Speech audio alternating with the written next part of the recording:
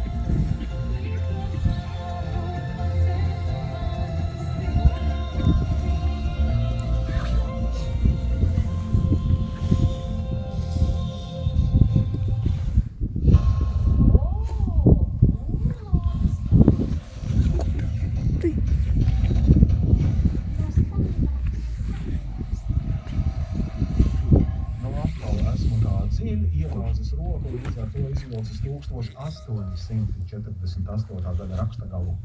Senā drukā grūti būs lasīt, bet mēģināšu. Lētas ziepes. Tas ir vajadzīgs arī mūsu laikos. Lētas ziepes, bet dārgs papīrs. Ko tu tur ir rokās? Tik sens. Un tāds padoms, kā tik pie lētām ziepēm. Dažam varbūt vēl nezināms, ka vistu sūdi pie drāmu mazgāšanas ziepju vietā ļoti derīgi.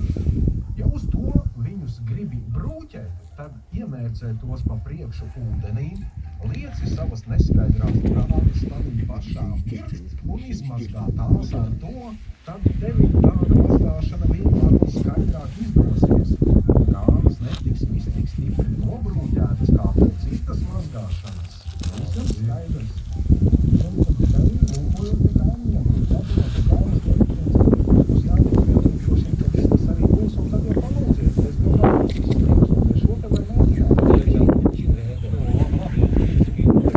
Analizē visu sastāvu.